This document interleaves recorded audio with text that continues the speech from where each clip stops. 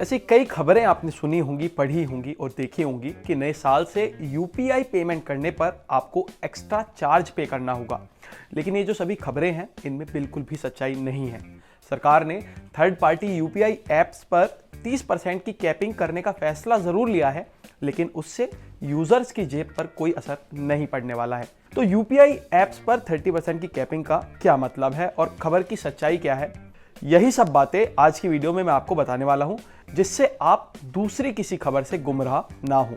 Digital payment के लिए Google पे, फोन पे और पेटीएम समेत तमाम ऐसी ऐप्स लोकप्रिय हैं, जिससे आप एक बैंक अकाउंट से दूसरे बैंक अकाउंट में पैसे ट्रांसफर करने के लिए यूपीआई का इस्तेमाल करते हैं, जिसका नाम है unified payment interface.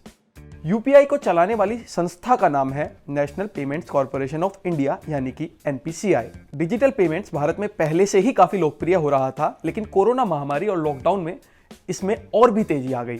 Digital payment का फायदा यह है कि आप बिना संपर्क बस मोबाइल फोन के एक क्लिक के जरिए किसी के भी बैंक अकाउंट में पैसे भेज सकते हैं।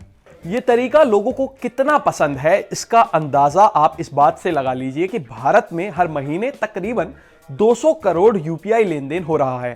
पिछले कुछ दिनों से सोशल मीडिया और कुछ वेबसाइट्स पर यह खबर आई कि 1 जनवरी से यूपीआई के जरिए पैसा भेजने पर आपको एक्स्ट्रा चार्ज देना होगा, जिसके बाद लोगों के अलग अलग रिएक्शन सामने आने लगे। और इस न्यूज को जब इंडिया टुडे के anti fake news war room ने क्रॉस वेरीफाई किया तो पाया कि अगले साल से यूपीआई पेमेंट्स पर चार्ज लगने की ये जो बात है ये बिल्कुल बेबुनियाद है। साथ ही एनपीसीआई ने भी इस बात से बिल्कुल इनकार किया है। National payments corporation of India ने एक ट्वीट के जरिए अगले साल से यूपीआई लेन देन पर चार्ज लगने की खबरों को अफवाह बताया है।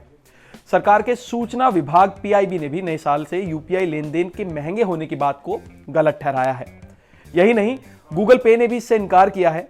एक ट्विटर यूजर ने जब गूगल पे से सवाल किया कि क्या 1 जनवरी 2021 से पैसों के लेन देन पर कोई चार्ज लगने वाला है, तो गूगल पे के वेरीफाइड हैंडल ने इसका जवाब दिया कि पैसों के लेन देन पर शुल्क वसूलने की योजना यूएस से संबंधित है। भारत में चल रहे गूगल पे या गूगल पे फॉर बिजनेस ऐप से इसका कोई लेना देना नहीं है। तो आखिर फिर थर्ड पार्टी यूपीआई ऐप्स पर 30% कैपिंग का मतलब क्या है? वैसे तो यूपीआई के जरिए लेन देन करने वाले बहुत से ऐप्स हैं, लेकिन गूगल पे और फोन पे पर इसका दबदबा ज्यादा है। एक रिपोर्ट के अनुसार यूपीआई के जरिए कुल लेन देन का 82% इन्हीं दोनों ऐप के जरिए होता है। इसलिए एनपीसीआई ने कोशिश की है कि किसी एक यूपीआई प्रोवाइडर के पास एकाधिकार ना हो और सबको बराबर मौका मिले।